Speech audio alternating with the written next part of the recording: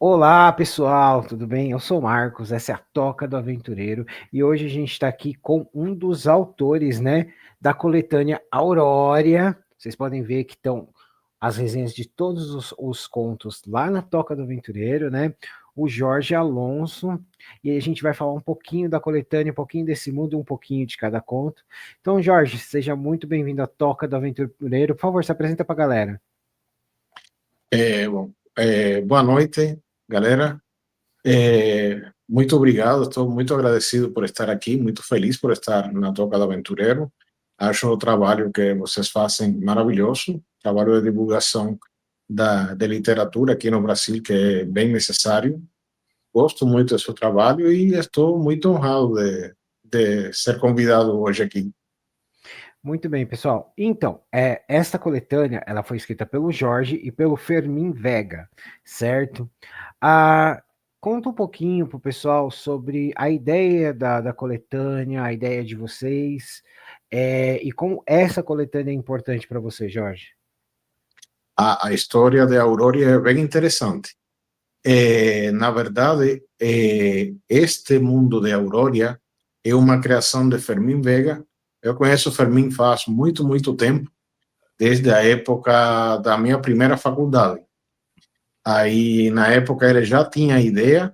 Uma vez ele contou que foi uma espécie de aposta entre três amigos, que cada um tinha que criar o que se chama uma mitopeia, ou seja, um universo imaginário complexo, um mundo com todos seus mitos de criação, um mundo vibrante, bem cheio, e ele criou o mundo da Aurora. Aí depois a gente perdeu o contato, Fermín e eu perdimos o contato, e quando retomamos o contato, começamos a conversar. Eu falei, estou fazendo um trabalho também, estou com um universo que criei aqui. Ele falou, eu também tenho um, o meu é mais focado na ficção científica, no suspense, no horror, e o dele é mais focado na fantasia. Aí, casualmente, ele falou, tenho um conto meio pronto que quero apresentar um concurso. Aí eu falei para ela, se você quiser, me manda o conto, aí eu faço uma crítica, arrumo questões, né? E ele Uhum. me enviou O Lamento de Arkham, que é basicamente o primeiro conto É o que começa da tudo. coletânea. Bom, aí é, o conto não foi aceito no concurso, mas aí eu comentei para ele, Fermín, a gente pode tentar a autopublicação.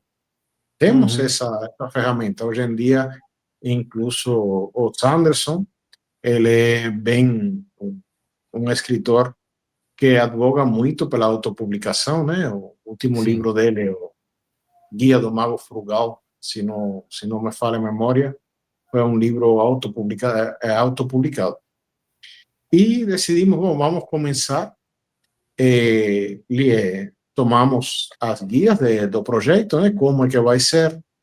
Aí, na época, o Fermín ainda não tinha definido um mapa. Aí falei para ele, deixa comigo, vamos ir criando um É, mapa.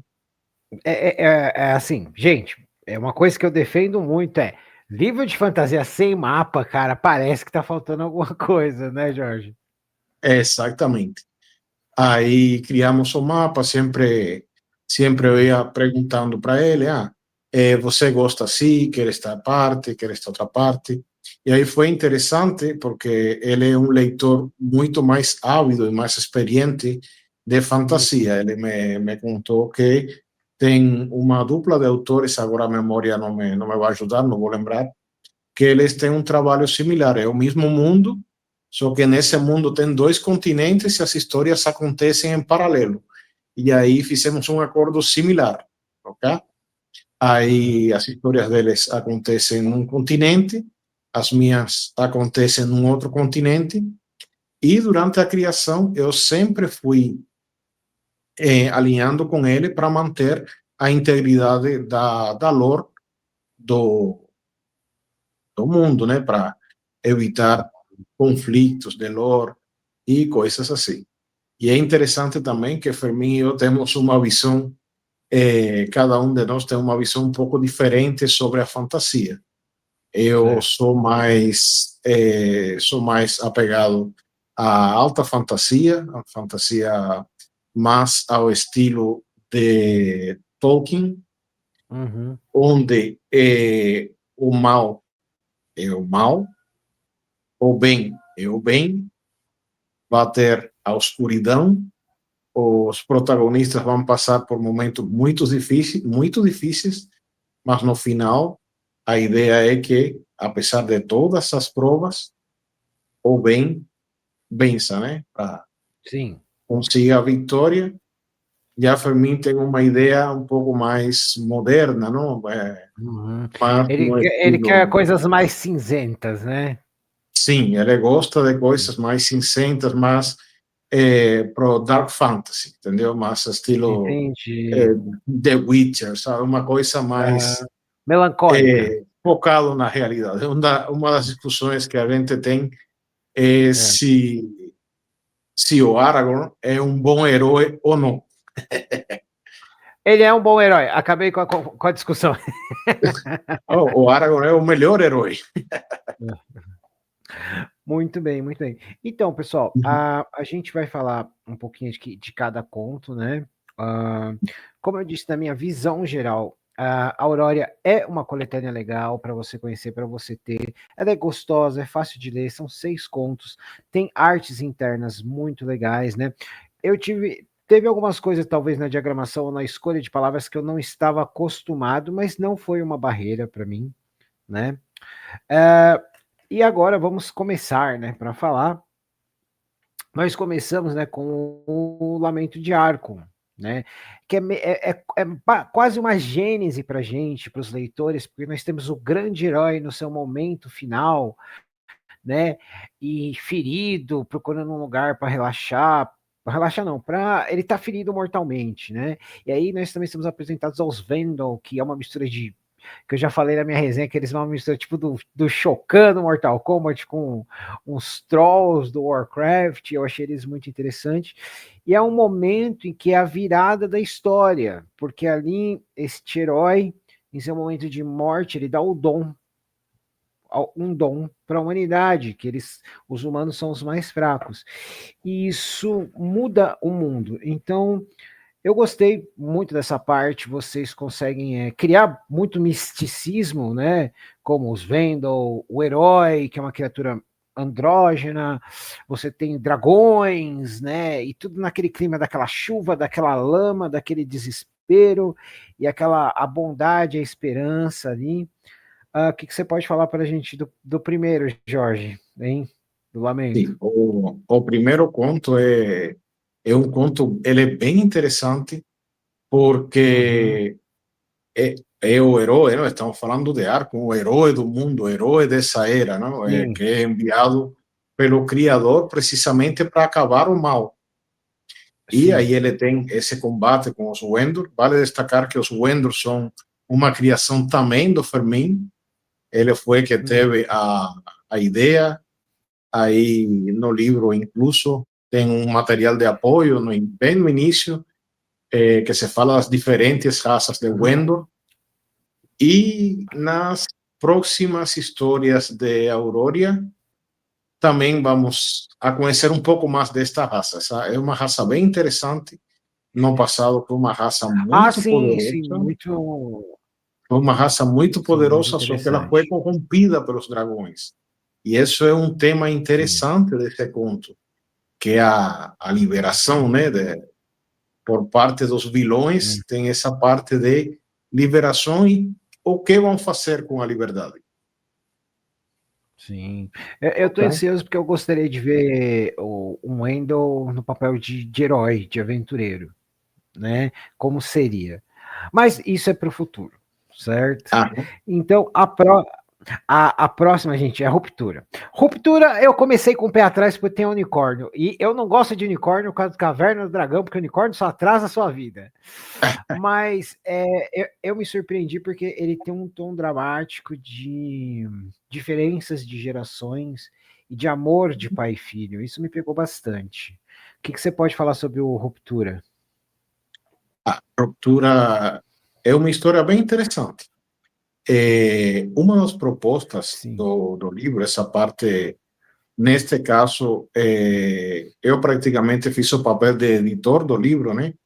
E uma das coisas que eu Uhum. falei para o Fermin tem um estilo um pouco mais tradicional de escrever. Ele gosta de parágrafos bem grandes, bem amplos, sabe? Aí a ideia que, Uhum. a concepção que eu tive para o livro foi histórias dinâmicas, frases curtas, efectivas, entendeu? E foi interessante criar Ruptura, porque é um conto relativamente breve, mas é um conto bem profundo É e muito rápido. dá aquele soco no fígado, né? E também Exatamente.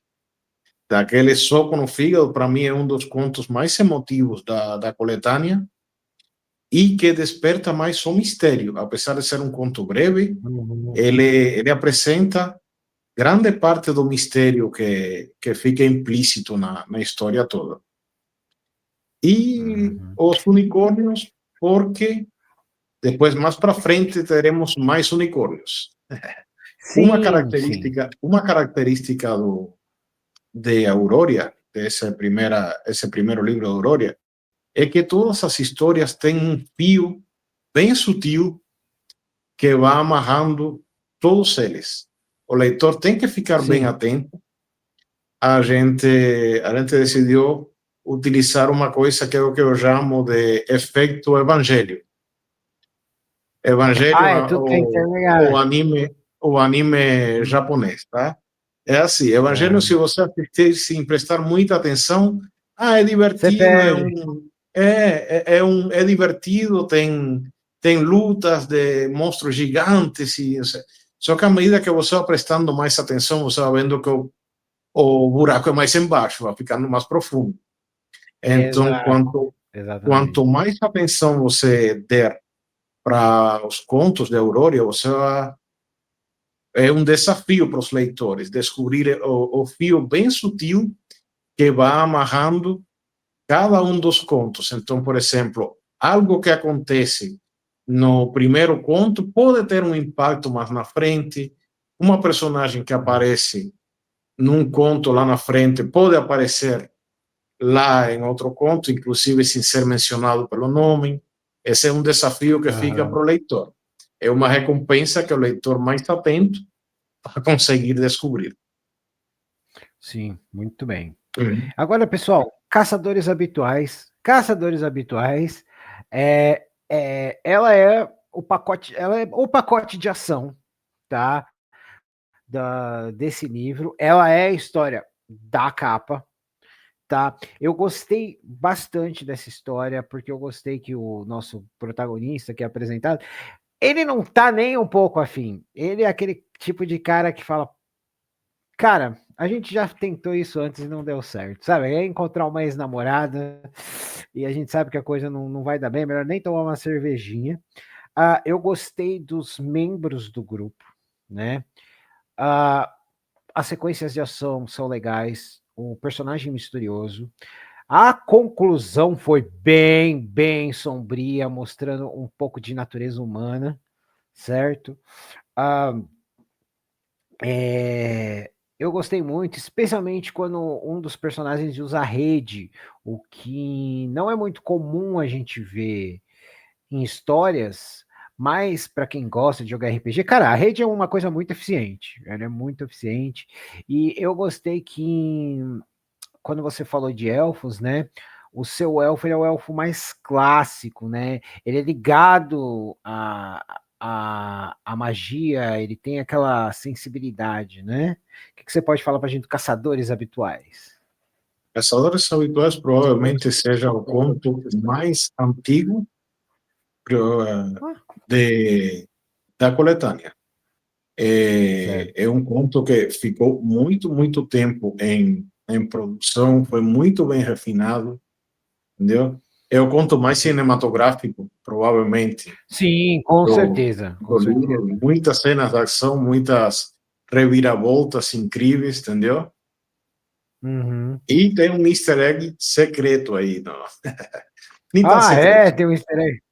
Tem um easter egg Poxa, no, será que eu percebi no, o no... easter egg? Agora depois eu vou... Vamos ver. Então, eu gostei muito, gente. Todos os contos são gostosos, tá? Mas esse, como o Jorge falou, ele é o mais cinematográfico, né? Então é aí que o livro, mesmo sendo contos, eu falo que ele engata primeiro e vai embora, né, Jorge? Essa E- foi também uma decisão na hora de montar a coletânea, de Aham. contos mais lentos, um ritmo relativamente mais lento, a ir Uhum. aumentando a intensidade, né? E até o final, Sim, que é o ápice. Uhum. sim. O final realmente ele fala muito de natureza humana, né? De coisas que mudam e coisas que não mudam. Vamos lá, pessoal. Agora, ritos de passagem. O Ritos de Passagem, ele tem, para quem joga RPG, ele tem muito aquela pegada de grupo de primeiro nível, que foi o que juntou ali, falou, ó, vocês têm uma missão, vocês têm que fazer isso, vocês têm um tempo para fazer, e nem todo mundo concorda em como fazer, ou usa os poderes, ou consegue usar os poderes da forma certa. É um conto bem gostoso, tá? O pessoal tem que ficar de olho na linguagem. A gente tem o retorno de algumas criaturas que já apareceram, né? Eu achei intrigante que tem uma arma que é tipo um canivete do MacGyver, gente. Rapaz, para quem assistiu Profissão Perigo na sua juventude vai gostar. Fala pra gente, Jorge, sobre ritos de passagem. A Ritos de Passagem foi um conto que a gente se divertiu muito escrevendo. Aí tomamos as classes. Tem as classes mais típicas, né? O caçador, que é Uhum. o ranger, né? Tem o druida, eu gosto muito do druida, entendeu? Sim, E tem aquele que é o artífice, né? Que é basicamente um engenheiro o medieval. artifício, O isso. cara é o cara que Sim. inventa, ele tem aquela coisa meio que da cultura dos anões, apesar dele ser um humano, ele tem essa coisa da cultura dos anões, Uhum. ele que gosta de construir, de fazer coisas diferentes, É e muito cada criativo, né? Muito é criativo. criativo, habilidoso com as mãos. E é interessante porque cada um Uhum. dos personagens desse conto tem habilidades e fraquezas que se complementam. Só que eles no início não sabem, porque Sim. eles não. É a primeira vez que eles saem juntos. E é uma missão difícil, é um rito de passagem que eles têm que cumprir. E os Uhum. erros saem caros, os erros que cometem custam caro, né? Eu Inclusive. acho, eu acho interessante que como você está lidando com essa é a primeira vez, eles não se conhecem, até às vezes não confiam tanto um no outro ali, você entende porque algumas pessoas não fizeram, não agiram de certa forma antes, né? Eles foram se entrosando, foi a questão da necessidade também. Exatamente. E esse tem um final também, o final desse conto é bem sutil também. É um final bem sutil que fica Eu gostei, meio eu suspense. gostei desse. Agora, gente, o cronista. Galera, o cronista, ele é um dos contos mais compridos, mais complexo.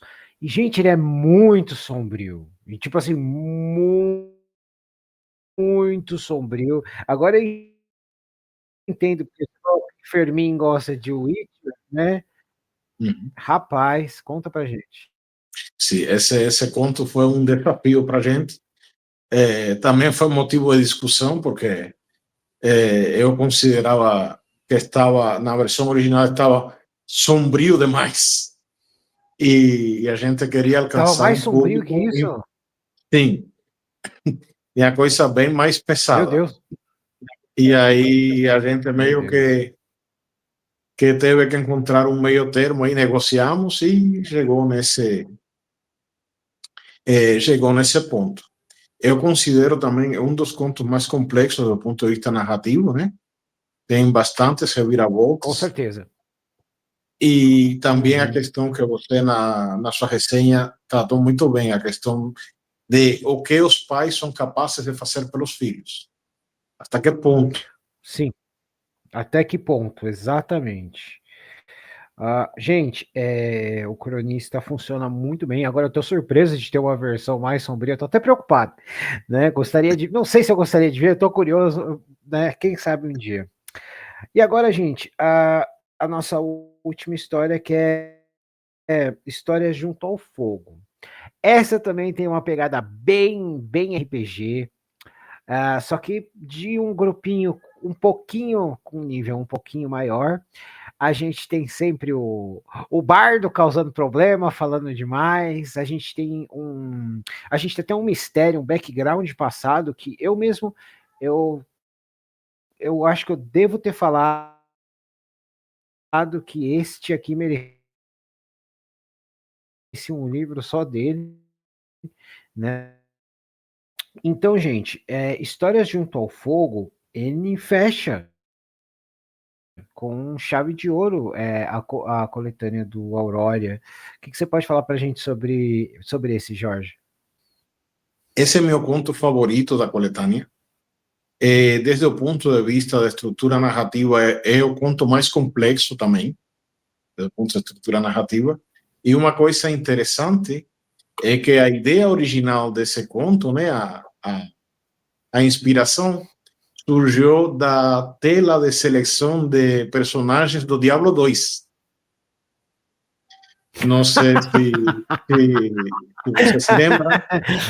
Foi o último Que dia. na tela de Sim, seleção de personagens tem uma fogueira no meio, aí você vai selecionando, tem assassina, sobretudo o jogo com a expansão já. Tem assassina, tem o druida, tem o bárbaro, entendeu?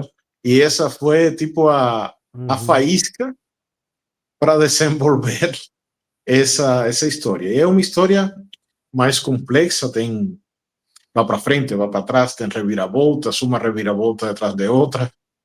É bem interessante. É minha história favorita ela, ela merece um livro, essa aqui, só pela parte que vocês dão para um background. A gente tem um plot twist, as cenas de ação são bem coreografadas. E finalmente a gente tem um bardo que, apesar dele ser um bardo um pouco até estereotipado, ele é legal, né? Eu gostei disso, porque o bardo sofre muito hoje em dia. Não sei se a sua opinião é essa, né, Jorge? em realidade, ele é um bardo bem traiçoeiro. Todos Sim, na verdade, nesse conto, nada é o que parece ser. O conto é bem. exatamente. Nada é o que parece ser. Exatamente.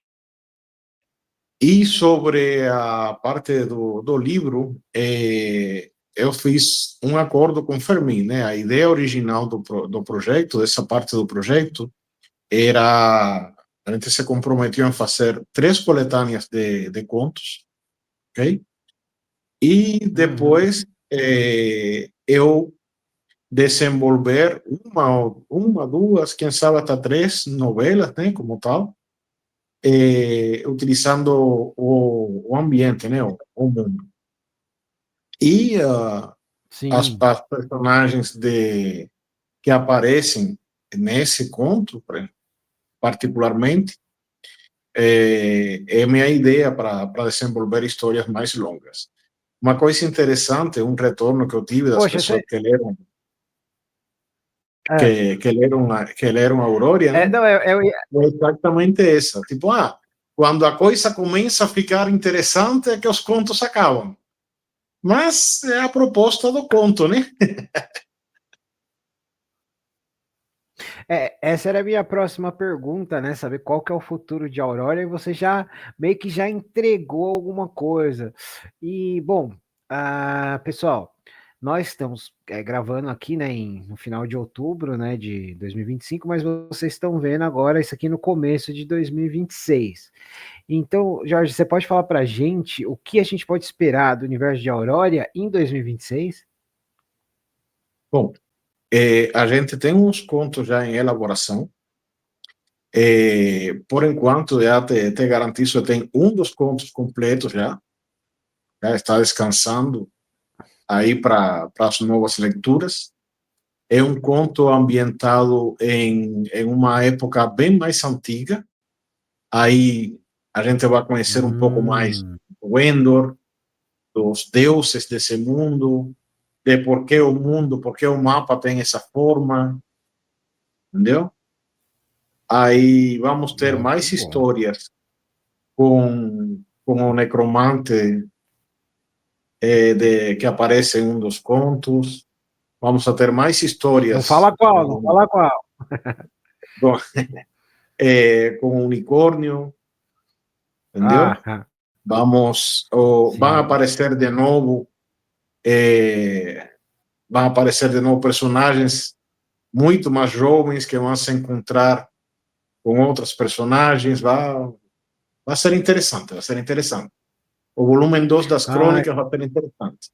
E gente, um detalhe que você não mencionou, mas que é muito importante. Tanto qual o foi? prefácio, tanto o Ah, sim. prefácio quanto o finalzinho do Epílogo. livro tem quanto o epílogo, a palavra tinha fugido, tem também um Uhum. mistério implícito aí. Quem é que está escrevendo? O que aconteceu? Que evento tão Ah, grandioso aconteceu nesse mundo que quem implicou o é o final de uma mágico? era e o início do outro? Quem é o mágico, né? Ah, essa foi outra grande discussão entre Fermi e eu. É, o mágico é basicamente o criador desse mundo, ok? Uhum. Fermi fica muito bravo porque ele não quer que a galera pense que é tipo o Ilúvatar do Ah, imaginário de Tolkien. Ele fala, não, não, não tem nada a ver. Mas é uma figura que está implícita no mundo, não age diretamente, entendeu? uhum. Mas está constantemente é, presente nesse mundo, entendeu? Uhum. É Ela age de basicamente o forma criador. sutilmente. Hum, Aí cara, essa legal. parte da lore é complexa porque Uhum. existem deuses, deidades, deuses que já não estão mais, quem sabe, talvez estejam agindo para cá, para lá, tá? Sim. Cara, eu acho muito interessante essa forma de vocês pensarem de criar o mundo, ainda duas pessoas, né? Trabalhando bem juntas. E eu tô ansioso para ver mais do Aurora, né? Ver como evolui, porque é sempre bom a gente ver quanto mais um autor trabalha, mais ele refina a arte dele, né?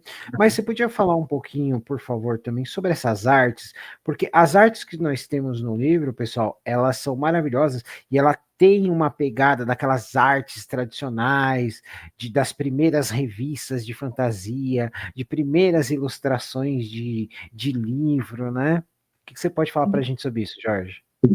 Tanto a capa quanto as ilustrações de cada conto traz uma ilustração e tem umas quantas ilustrações também para o leitor conseguir imaginar os Wendor, que são umas criaturas novas, né? Todas essas imagens foram Sim. feitas por Fermin, ok? Fermin é um desenhista premiado, ele já ganhou vários concursos, roteirista também, na verdade.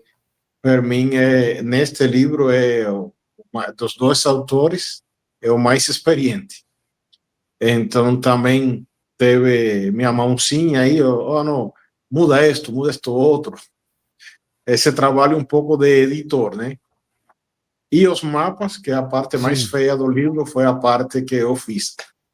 Que eu basicamente Ah, aprendi. eles não estão feios, eles estão simples. Todo esse projeto foi bem interessante, porque Aham. basicamente o livro inteiro foi feito por Fermin e por mim, entendeu? Toda a diagramação que você falou que teve opções de diagramação, teve coisa de diagramação que te resultaram incomuns, né? Fora do comum, é porque eu basicamente aprendi fazendo, entendeu?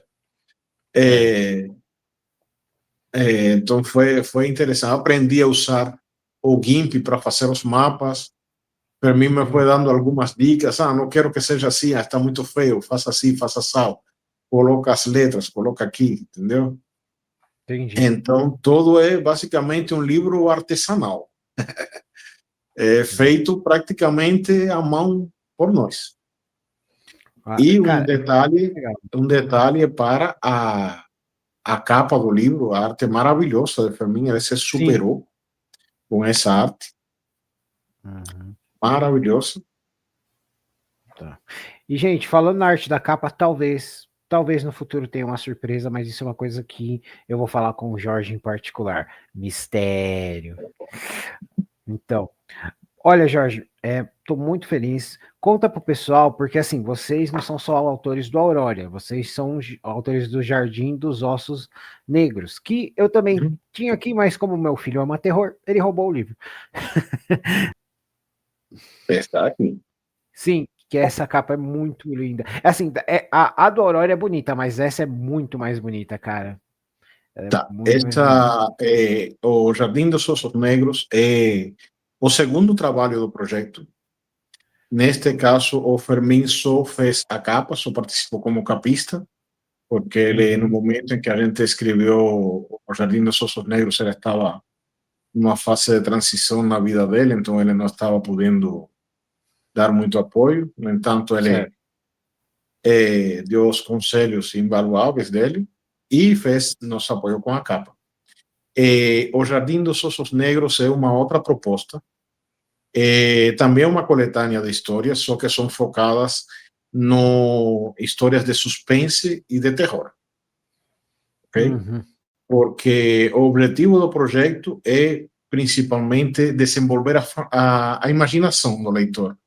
É uma coisa que tanto, principalmente eu pessoalmente, eu sinto que hoje em dia falta muita imaginação nas pessoas.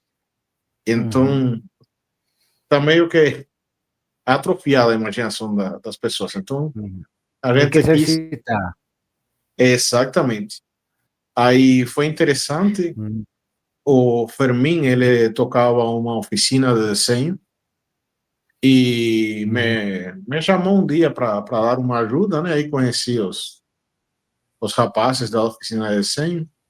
Aí eu dava, o foco dele era, o foco principalmente dos alunos era fazer HQ, entendeu? Mangá, HQ, esse tipo de coisa. Só que eu notava que eles tinham um déficit muito grande na hora de montar uma história, de organizar uma história, sabe? O processo Fazer de tipo contar. storyboard? Não, a ideia era fazer eles desenvolverem tanto o desenho quanto